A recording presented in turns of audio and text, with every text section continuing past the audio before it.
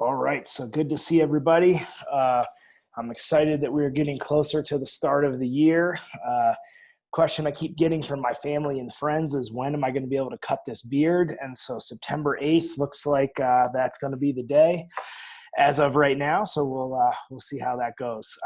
So like I said, great to see everybody. My goal here this afternoon is to just clarify some communication I sent out on Friday around class lists and how we're going to staff the building for the year, as well as what the schedule for the first 2 weeks of school will look like. And then I answer any questions that you have about that. I guess what I'll start with saying is that it's an unprecedented situation that we're in, and has required me to do some really creative thinking around how to best meet the needs of our community. And so I'm going to share my screen and kind of walk through what we've been up to. And then, as I mentioned in the chat, you are welcome to put questions there. I will do question and answer at the end. And then any questions that I don't have time to get to, we will end up promptly at 4 o'clock if we're not done before that. And I will answer any questions in the parent FAQs that I'm not able to get to. So, as I've said many times before, I appreciate your grace and flexibility as we navigate the situation. You guys have been asking really great questions and been nothing but supportive and creative and giving me ideas as well. So I really appreciate that because as I've mentioned before, COVID is certainly out of all of our control. And then some of the decisions that we have had to make are not necessarily in my control. I'm tasked with implementing the district plan and keeping kids safe and educating them. And that's what we're trying to do within the parameters that we've been given. And so, as I mentioned, I sent this out on Friday. This is the staffing plan for the year. And so, sorry, I'm going to make sure that I am recording. Okay, I am. And the reason for this is, sorry, guys. There we go. The reason for this is multifaceted. So what you'll see is we've got a variety of in-person and remote classes. The district tasked me with providing both options for families, and it didn't come with additional resources or dollars. And so based on the numbers of kids, I had to shift staff around based on who wanted in-person and remote learning. And then figure out how we're going to staff the building in order to meet the needs of kids. And so, unfortunately, due to budgetary reasons and staffing constraints, kind of the first filter was really around a numbers game, like really looking at what are reasonable class sizes, one, to meet the instructional needs of kids, and two, what will fit into classrooms. Because from a safety standpoint, what I had what the district has committed to all of you and what I had to committed to all of you is one of those pieces is social distancing as much as possible. I've shared before that, we don't have classrooms big enough to have kids 6 feet apart, but we're going to do it to the greatest extent that we can. And that's not possible with large class sizes. And so when you think about our second grade as an example, we have 60 kids in second grade that are coming in person. And so by having to shift the teacher to remote, that left class sizes of 30 kids, right? In kindergarten, it's kind of a similar thing. If we don't have a remote classroom that is staffed by myself and our instructional coach, then we have class sizes of 28 to 30 kids to start the year. It's just not a good thing for safety or instruction. And so we're really taking the team approach to meet need. But what that did require us to do is do multi-grade classrooms in second and third grade. And that did a couple things for us. It made the class sizes manageable, both in person and remote, in terms of safety. Also allowed us to create a team that is doing the same thing so we can collaborate and really provide good instruction, even though there's multiple grade levels in each class. And then we also have to be prepared for shifting in and out of remote and in-person learning. And so those were really the main reasons. And then, as I mentioned, we didn't get extra staff to do this or extra money in the budget. And that's been combined with losing dollars due to families making different choices for their family at this time, whether that's homeschool or private school or things like that. And as I mentioned before, I respect every family's right to make the decision they need to make for their family, and we'll welcome back any Maple Grove child at any time. And we've got to work within the constraints that we have, both budgetary and staffing. And so when I released this plan on Friday, I told you I didn't have a plan for remote kindergarten yet. And so what the plan is that myself and our instructional coach, if you don't know Amy Ellerman, she's a master teacher, and her main job in the building is coaching and support of teachers as well as professional development. She's got a huge literacy background and has taught primary grades. And I was a special education teacher before I was an administrator. And so we're going to tag team that remote kindergarten class, and really excited to welcome our new kindergartners into the school and really make that fun, even though we're not going to be able to welcome them into the building right away, but confident that we're going to be able to meet their needs and get them set up for first grade. So that'll be exciting. More info to come about that stuff. Yeah, this is just the reasons that, we had to make the decision that we made. We wouldn't have gone into this thinking that we really wanted to have remote classes, or not remote classes, combo classes. I've done it before for different reasons, whether it was staffing or whether, there's good research around multi-grade classrooms and how those work. Generally, the process doesn't happen this fast, and generally it is not without greater collaboration from the community, particularly around the kids who are going to be in those combo classes. But as I mentioned, we have kids starting on Monday, and haven't been given additional resources to meet these needs, and so we had to make a decision and move forward. And so that's where we're at right now. I'm confident with the team of teachers that's there that we'll be able to accomplish the task at hand. And so we spent the entire day yesterday looking at all the second graders and all the third graders and really forming groups of kids that we feel like could learn together. And so we've got groups of kids, like groups of third graders in each room that work well together, groups of second graders in each room that work well together, and then we combined the groups of second and third graders that we feel like would learn well together, and we could also meet their needs. And so there'll be more specific information coming about exactly how the day will look and things as the team plans it. But the kind of the way to think about it is that, it's not that we're going to try to combine instruction in all cases. Like the second graders will still get second grade content, third graders will still get third grade content, and then we'll be differentiating as needed. And so, it's more work for the teachers, but the kids will not be losing out in that scenario. And so, and our staff, you guys that have been here know that our staff is dedicated and willing to do what it takes. And so we're using an all hands on deck approach, including myself, and we're going to make it happen. So that's where we're at there. That being said, we had to reshuffle class lists across the board because of this. We usually do class lists in the spring. And it's a several week process that we use to really try to form the lists and match the kids with teachers that are appropriate for them. And so we had to redo that. So our goal is to release those by the end of the day tomorrow. And then on Friday, everyone will receive communication directly from their child's teacher by 4 p.m. That will include introduction and things like that, and the specifics of what you will need for the first week of remote learning, as well as the second week. And I'll go over some more specifics there. I got a lot of teacher requests. I got a lot of requests of kids who, either might already have formed a pod, or, families are planning to get together if remote learning happens. Also requests of kids to be in class together. I will own, I was not able to do that 100%, but I'm around 90. And then I think in terms of, we're really trying to create a greater level of consistency, particularly in the remote environment, because generally in the school building, we're consistent across grade levels, but in remote in the spring, there were cases where that didn't happen, both across a grade level as well as vertically. And we really have some things in place to create a greater level of consistency. So even if your kids were, you wanted them with this group, and now you might have two different teachers, even though you're at the same grade level, I think we'll be able to make it work. And as the year goes on, and if something's not working, just let me know, because a lot of these pieces are new for all of us. So we're gonna do the best we can with that. But like I said, I tried to honor all of those. I had most of the requests honored before we had to reshuffle things, and now I said I think I'm about 90 or 95% of the requests I think I was able to honor. So if you have questions about that specifically or individually, please don't hesitate to reach out. But like I said, look for some communication. You'll be able to look at the class list by the end of the day tomorrow, but then you don't expect to hear from your teacher until later in the week.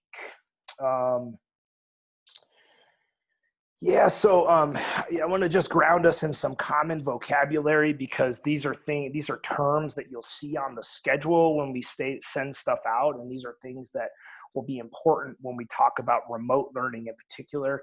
And this is this idea of synchronous, which means live. So I put a picture of my favorite band on here. My favorite band's called the String Cheese Incident. If anybody's into that type of music, I've been really sad to not be able to see live music this summer. I know a lot of you are in that boat. And so when you see that, think live, and that is live interaction with the teacher, but virtually.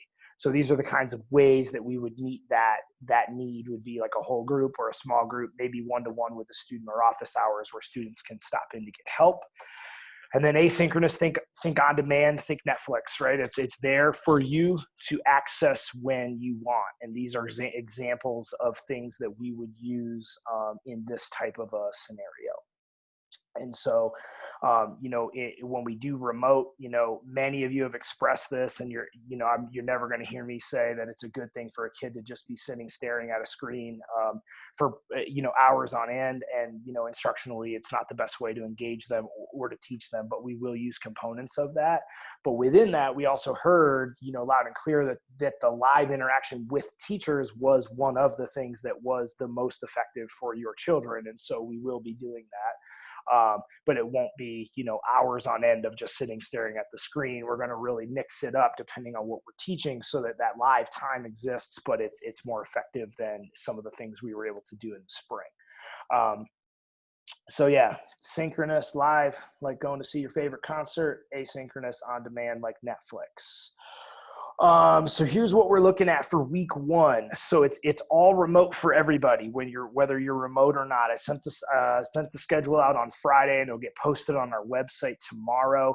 But just clarifying kind of what you saw in there, because I realized there's some places where it may not have been completely clear what we're trying to do. And so really what we're looking at is that 9 to 12 block is really we're going to be spending time getting to know your kids, getting to know your family, helping the kids get to know each other, right? Kind of simulating that first week of school, even though we're not all going to be together, because after the first couple of weeks, some of us will be back together in the building, others will be continuing remote. And so the first week is really going to be about getting acclimated to the learning environment, new teacher, things like that. We'll offer on-demand activities or asynchronous activities in the afternoon. There'll definitely be AMP activities there, and then the classroom teachers will use that time as needed to meet with you, meet with your kids, or have them be doing activities that maybe would set the stage for the following day as the kids get to know each other. We are using a common Google Classroom template across the school this year, meaning that the Google Classroom is organized in the same way for every teacher at every grade level.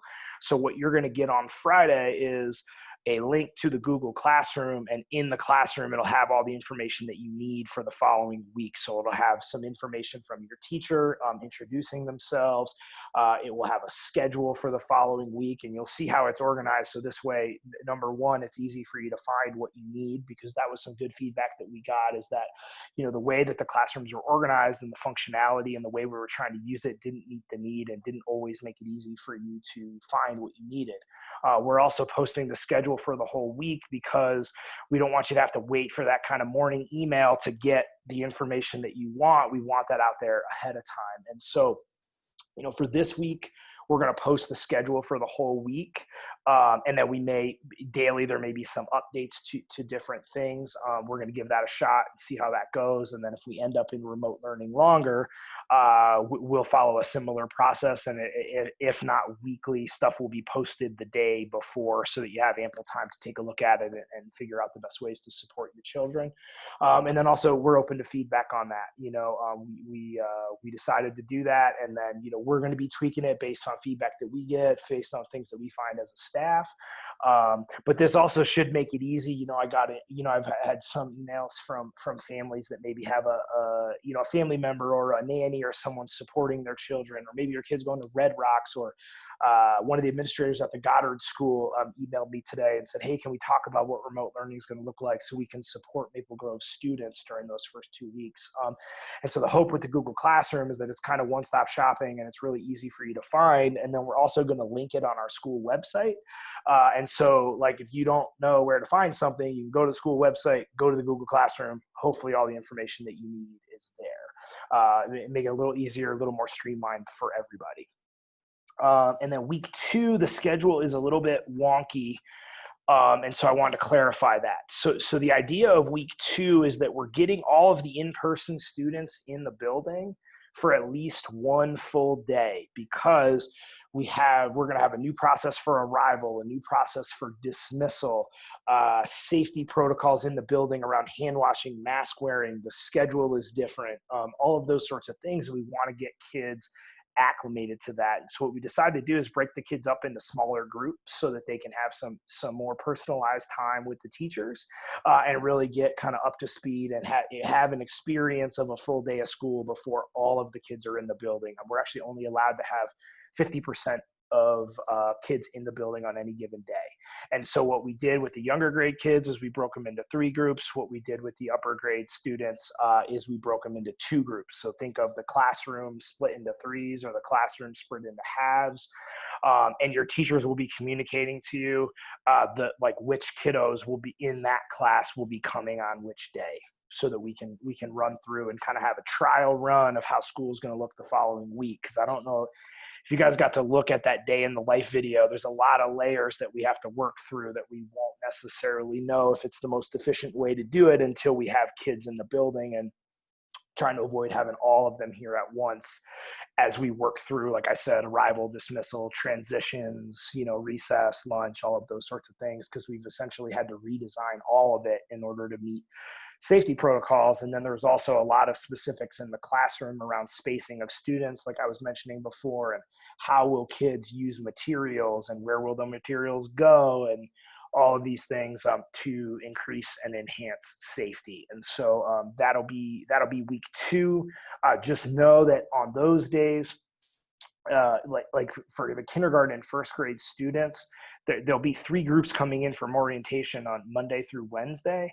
And so on those off days, the teachers won't be planning activities for the kids to do. Those will just be additional off days, or whatever you want to call them, just because we're not requiring teachers to do both in person and remote. That goes back to the staffing thing as well. It's not best instructionally for kids, but also not an expectation through the district. And so we're going to use this week to kind of get acclimated, get ready to go, and then we'll do some assessment days on Thursday and Friday of that week, and that'll be by appointment, either virtually or in person, and you'll get information about that directly from your child's teacher, because what we want to try to do is front load gathering of information to best meet instructional need. And so we have some assessments that can be deployed online. We have some that we'll need to do in person, but we haven't seen many of these students since March. Some we've never met because they're new, and our incoming kindergartners, we're not able to do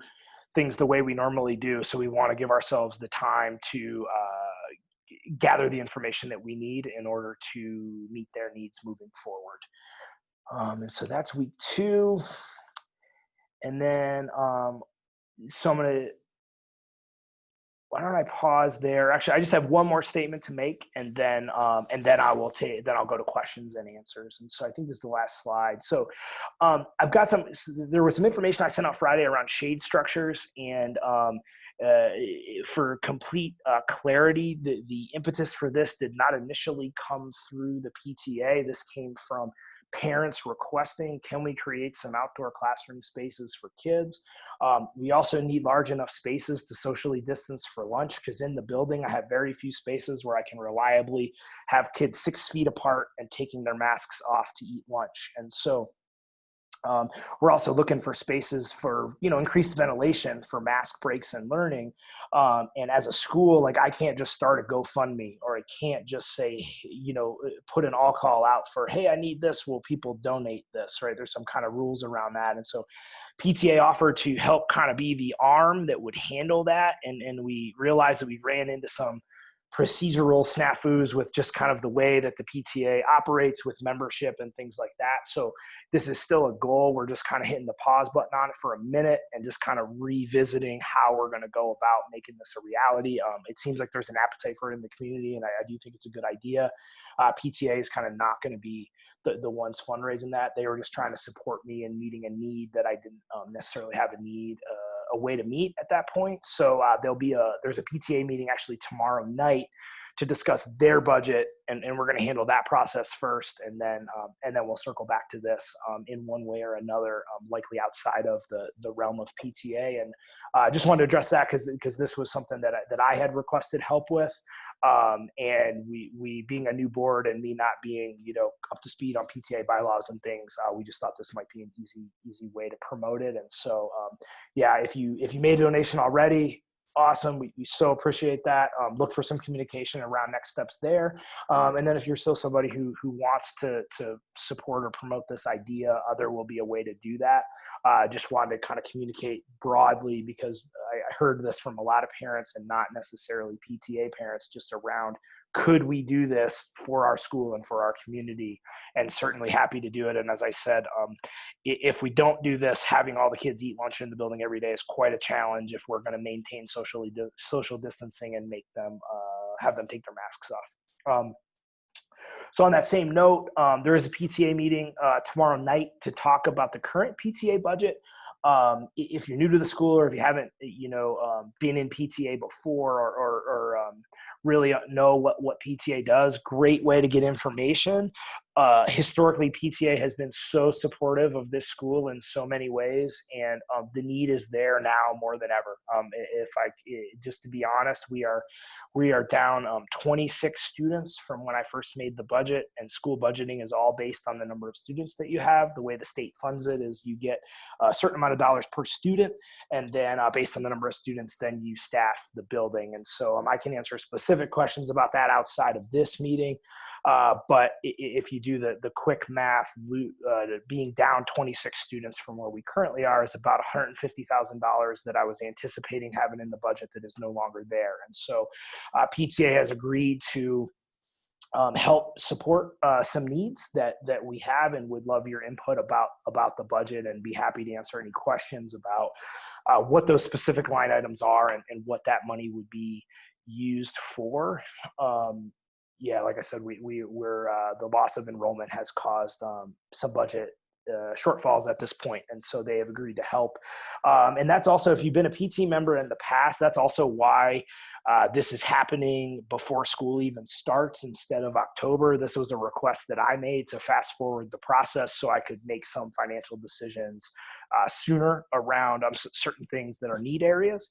And so we don't want to rush that process, but we definitely very appreciative of the PTA membership and the board for being willing to support us, both historically and now. And so join us if you would like. I believe that meeting's at 7 p.m. And so that being said, I'm going to stop there. I'm going to look at the chat, see what questions have arisen, and you are welcome to contact me outside of this meeting as well if there's anything that anything you need personally. I've been trying to keep up with email. As I mentioned, if it's more urgent, text works better because I have been doing emails all day and still have about 100 in my inbox. So I am trying. And so if it's something that you need an urgent answer to, don't hesitate to text me. I'm happy to help. Yeah. So someone was asking about pickup. So we did, I sent out an email today about device pickup. So the way devices are going to work is fifth graders get new devices as part of the district's tech program. And so they will pick up their devices on Thursday. They will return the devices that they have, and then those devices will go to our second graders on Friday. New students in second through fifth grade can pick up, or second through fourth can pick up Friday. All fifth graders can pick up Thursday. And then if you're a K1 student and you haven't contacted and you need a device, then let me know. And I do have some that I can give out. I do not have enough at the current time for all of our first and second or K and first grade students. But if you are in need of a device, let me know. If you have devices at home that are either shared or individual for kids, Chromebooks, iPads, laptops, all of that will work for the stuff that we're going to use. But I do have Chromebooks and iPads that I can check out on a case-by-case basis. And those of you that have emailed me, I'm keeping a running list of what the needs are, and we'll do a pickup on Friday for K1 students as well. I'll send out an email probably tomorrow. Just waiting for some emails to come in to see who else might need devices. And so,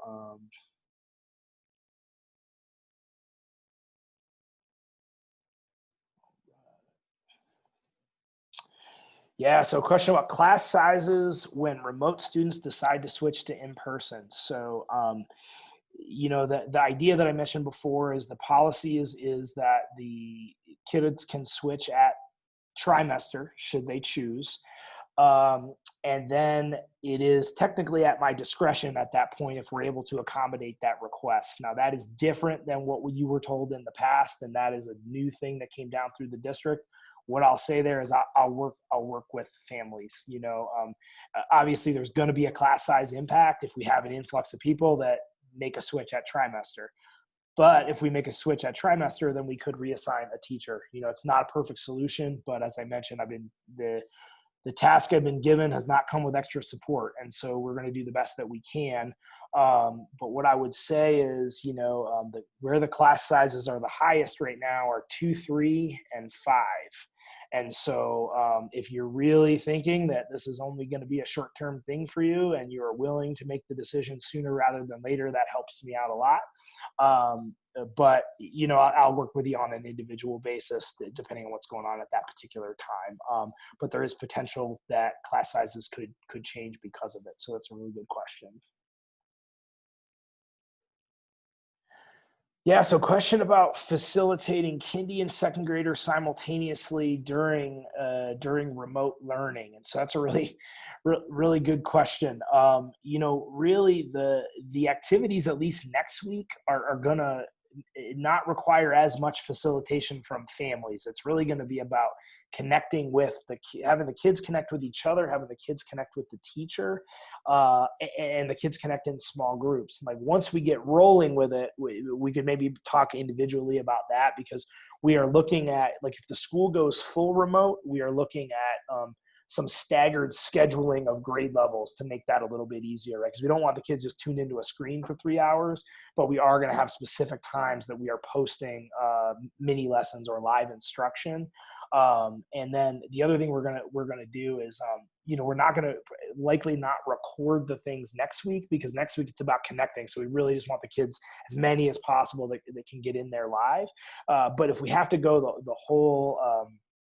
the whole school remote, what we'll do is we will record the mini lessons. And so if you're not able to tune in live, you can watch them at a later time and then complete the activities. So I hope that helps a little bit. Yeah, so remote. So there's not going to be orientation for remote learners. So the remote learning will start week 2, kind of as it would otherwise, because the purpose of the orientation is really around safety, and getting acclimated to the new processes within the school, and getting parents acclimated to differences in how we do things for arrival and drop off and things. So the remote learning, like, you'll get a schedule at the end of next week for what that will look like in week 2. And really it will be a similar process of like a live block in the morning, and then an asynchronous or an on-demand block in the afternoon. And when I say, live from 9 to 12, that doesn't mean like tuned into your screen from 9 to 12. That could, there's different ways that could look. Just we were playing, Amy and I, or Miss Ellerman and I, the instructional coach, were playing with the kindergarten schedule this morning, and it's probably going to be a little bit of back and forth, like a, class meeting, and then have the kids, do an assignment, come back to us in a little while. So we'll play with that. But the week 2 will be, for the remote kids, will be kind of the starting point for how their remote learning will look for the rest of the year. So that's a great question. Yeah, so to clarify, in the second week, the kindergartners will come one full day, and then either Thursday or Friday for some assessments, or some of them might be done remotely. So the second week, it's only one full day of in person, so that we can get the kids acclimated. So good question.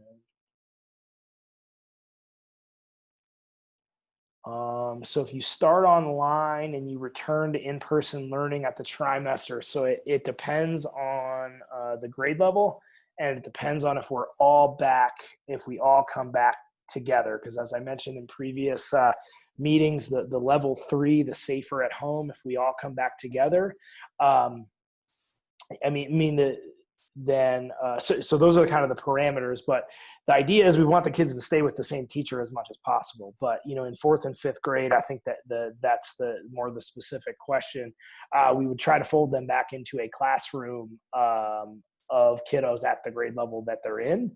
And we would look at what classroom has the lowest class size at that point and then put them in that classroom, likely, unless there's some other parameters there that we need to look at, but that would be the kind of the basic idea. Yeah, so getting the remote families in each grade level connected. Yeah, that's a good question. So we are going to do that. Because of the shuffling of class lists, we weren't sure who would be in each classroom together until today. And so what we're going to try to do is connect the families in each classroom as a starting place to see if they need to form, if you want to contact other kids that are in your child's class, because now that we've got 2-3 combos, that could be multi grade levels of kids too that could work together. As I mentioned, we're really going to try to have consistency across grade levels.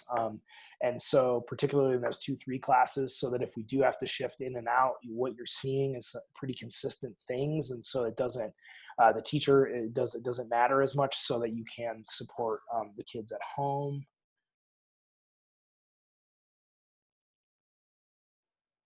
So yeah, if large amounts of kiddos back to in-person after choosing remote, how do teachers handle those numbers? Will class sizes just grow?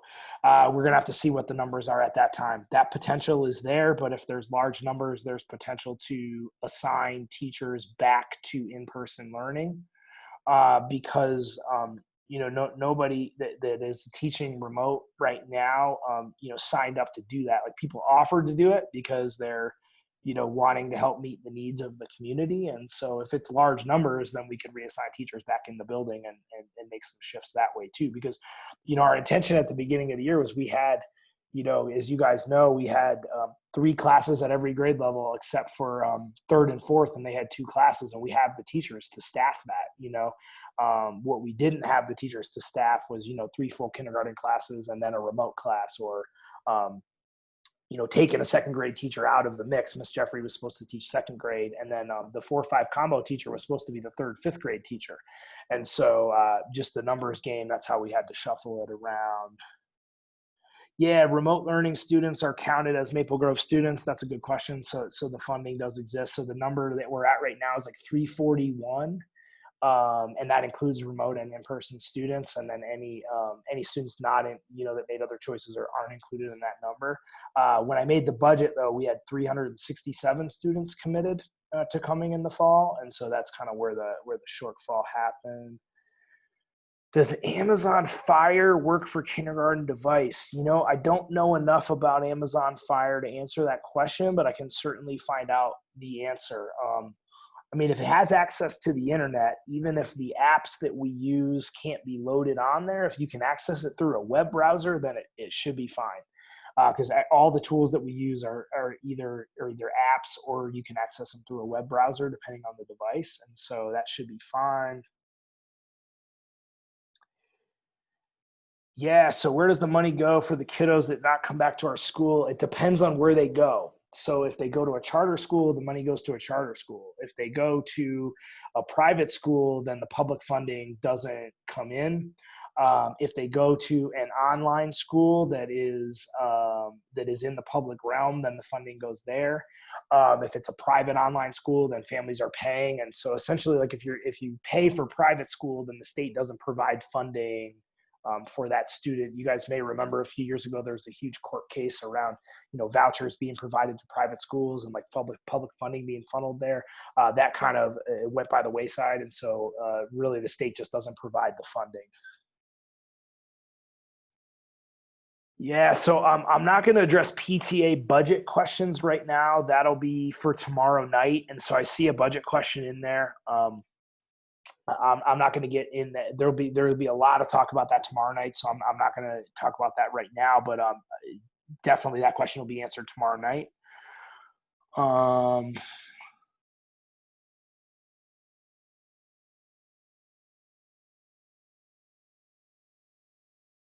yeah, so if you do need an internet hotspot, let me know. There's a process through the district to get that. Um, Yeah, so in pickup and drop off, right now, I don't, if I'm being honest, I don't have the full process for drop off ironed out yet, but the arrival process, and there'll be more details figured out with this, but the arrival process is a window of time as opposed to staggered times, because trying to keep everybody to an exact time and keep people separate is going to be really challenging, because as you guys know, like, I'm trying to get kids to daycare in the morning, right? You're trying to get ready for work, you're running late, you hit traffic, all this stuff, right? So it's going to be a window of time. Like, we're not going to allow anyone allowed on campus before 7:45. So that'll be no playing on the playground, no kids lining up, no one hanging out.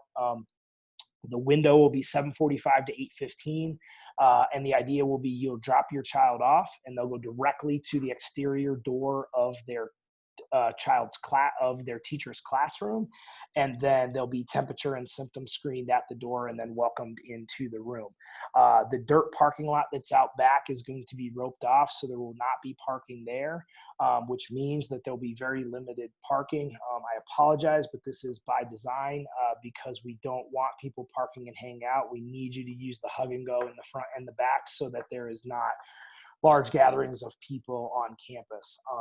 The first full week with kindergarten, we're going to have their drop off time be later so that kindergarten families can park and escort their kids, because one of the biggest things we can't do in kindergarten right now is, if you guys experienced kindergarten here, the teachers on the first day typically invite the families and the kids in together, right, to ease that transition. We're not allowed to have any adults in the building that aren't staff members, and so we're going to stagger those times. We'll start outside. The teachers will communicate some more specifics to you, but we'll start outside, and then we're going to have to kind of take the kids in at the door, and so that's the other reason for the really small groups in the first week. And then, we'll have a lot of staff members outside. We'll be wearing vests so that you can be assured that, when your kid gets out of the car, we'll make sure that they get where they need to go so that you don't have to worry about that. And so we're going to try it that way. We played with all these different schedules of, like, first grade comes at this time and second grade comes at this time. But then it's like, well, what if you have multiple kids? And then what if you're running late? And then what if people get there early because they don't want to be late? And then we've got to deal with, how are we going to make sure that kids are 6 feet apart in line, and just all of these logistics that I just couldn't see a way to have it be perfect. But this is what's called like a soft start. And so it's essentially like, if your kid comes at 7:45 for that first half hour, they'll have some independent fun things to do in the classroom. But we don't expect anyone to be here until 8:15. The goal will be 8:15 is when instruction will start. That's when the first ANT period starts too. And we're going to see how it goes. And if it doesn't work great, then we're going to have to try something different. But I think if less people are parking and more people are using both of the hug and goes, and there's this big window as opposed to a shorter window of time to drop off, hopefully we'll be able to mitigate some of the traffic issues and things like that. You're also welcome to walk or ride bikes like people always have in the past. We just ask that you don't gather on campus. The dismissal procedure, I haven't quite figured out all the details of that, because when we dismiss, we've got kids that get picked up, we've got kids that walk, we've got kids that go to Red Rocks, and so we're trying to figure out what's a clean way to do that without the kids all mixing, because the other thing we told you that we would keep the cohort groups together and not have the kids intermingling throughout the day for safety. And so dismissal is a little more challenging to figure out, but certainly before September 8th, I shouldn't say that, before August 31st, I will let you know what that's going to look like, because there'll be kids in the building August 31st. Yeah, if you keep your kid home from school. So yes, you will have access to the stuff. I don't know exactly what that will look like yet, but yes, we will get you access to the things that you need.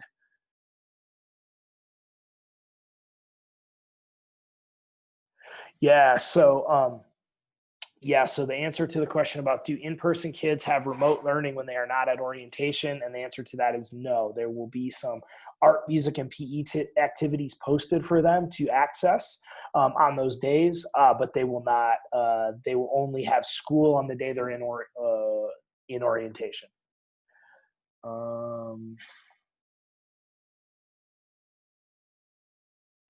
So every child has one in-person day. So uh,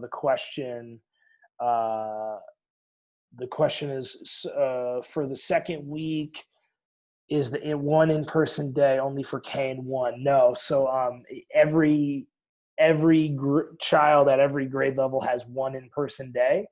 And then for second and third grade, there's also a remote day where no one's at orientation. For fourth and fifth grade, there's also a remote day where no one's at orientation. For K1, they just have one day, and those classes are split into three groups. And so on the days that you're not here, there is not school on those days. Class sizes as they are now. Yeah, I can give you a rough idea. So and I can certainly post it, but the rough idea is in kindergarten and first grade, they're at about 19 in person. Second and third grade, they're 22 or 22 to 24, depending on the class. Fourth grade is like 18, 19, and fifth grade is 23 in person, 22 and 23. So if you know anybody who's looking for a great school, we would love fourth graders and for first graders in person. So we have space, but yeah.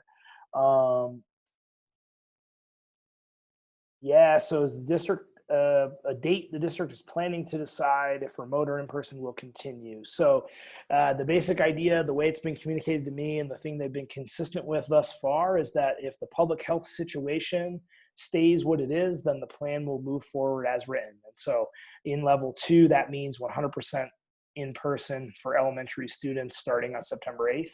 As I understand it, the only thing that will change that is if the public health situation goes back to level 1, which is stay at home. And so there isn't a date. They've already communicated that with those guidelines. And so in theory, they've already made that decision. So at that point, we're expecting to have the kids on the 8th unless something changes. Yeah, kids can still ride their bikes and store their bikes. That's no problem.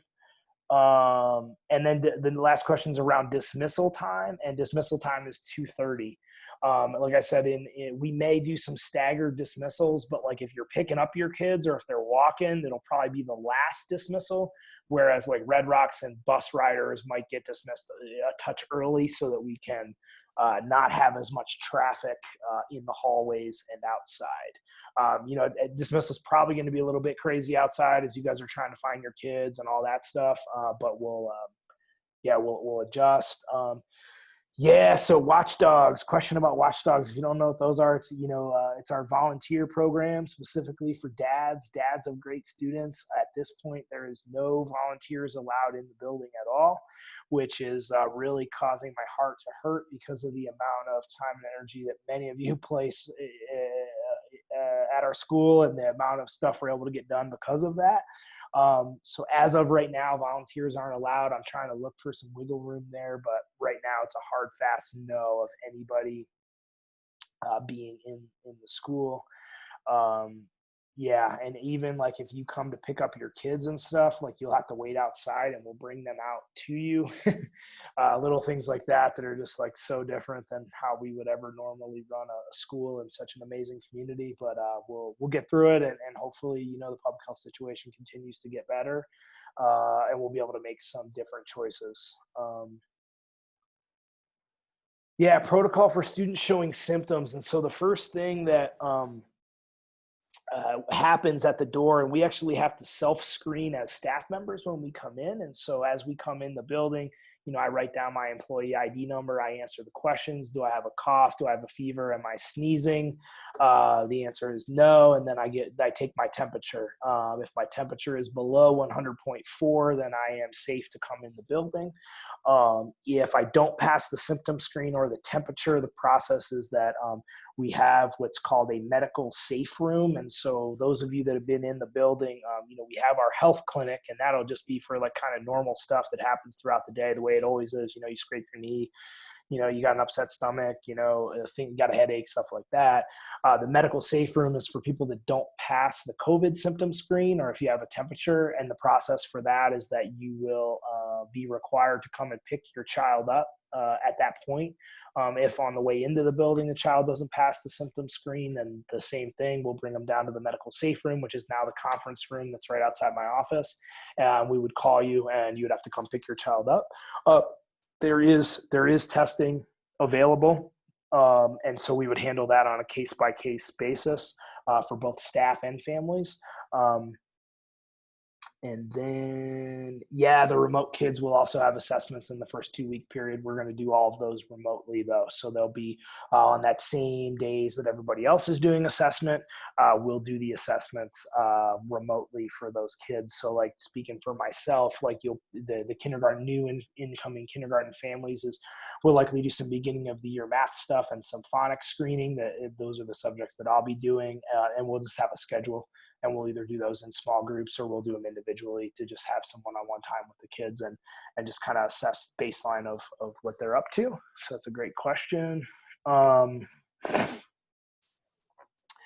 I think I got through all of the questions. As I mentioned, I appreciate you guys rolling with me. I appreciate your patience. I know that this uncertainty is tough. And so I appreciate you being patient as you're making the best decisions for your kids and families. It's been a really interesting time, and we've had to, rethink how we do things, but I think we've got a good plan in place, and we're excited to start the year with the kids. And, as always, just let me know if there's things that aren't working for you or your family, because I know that throughout the spring there was things that particularly remotely that were challenging. And so I've tried to listen to that feedback. We've tried to rectify some of those things, and there's probably, or I shouldn't say probably, there is more work to do. But you guys are kind of like, you and your kids are our users, and you're the ones that we have to meet the needs of. And so the more feedback, the better. Those of you that know me, I don't take offense to it. We may not always agree, but I always appreciate the perspective, and it allows us to do our job better. So, a couple more questions. There is computer pickup. Yeah, you can just show up at any time in the window. The windows are 2 to 4, so you can just swing by. Myself or our tech teacher, Mr. Walker, will be outside. If you have a device from last year that carries over to this year, you can just keep it. If it's not working or something, let me know. The Chromebooks that we have in some grade levels are aging out, and so we'll be working to replace those. But if you have a broken device or something, let me know. And then I also have additional devices available if needed. School supply lists finally got posted. We had to make adjustments to those. Fees will get posted soon. And then, let me know. We're generally much more prepared, or I shouldn't say prepared. We have planned out a lot of these things that, like school supply lists and class lists and all these things. We usually have these planned well in advance. So I appreciate your patience there. And like I said, we will be prepared for the kids to come, and it'll we'll make the best of the situation. And hopefully the kids are excited, and we're excited to see them back. We'll do some fun things with this beard the first week of school, and then I'll get to shave it off. My dad told me I'm starting to look like one of the guys from Duck Dynasty, so I don't know if that's good or bad, but it's getting a little rowdy. So on that note, I really appreciate everyone's time, and please keep reaching out with questions. Like I said, if it's urgent, feel free to text me. Thanks for your patience with email. I'm trying to keep up on that. And then, someone questioned Clorox wipes. So at this point, as far as disinfecting goes, we've got a chemical that we're using. It's called Waxy 730, and that's the chemical that we're using to disinfect for COVID. And so, we don't necessarily need that at this point. Question about fees. So those will get posted hopefully by the end of the week. We were revisiting those based on some different kinds of things that we would need this year trying to prepare for both the remote and the in-person stuff. So some different, online programs and things that we're trying to use to make that transition a little easier so it doesn't turn into emergency mode like it was in the spring. And so fees will come out later in the week or beginning of next week. And if you have any questions about those, because some of them may be different than what you've experienced in the past, please email me or call me and I'd be happy to explain it to you. And then, thanks again. Reach out if you need anything, and have a great rest of your evening.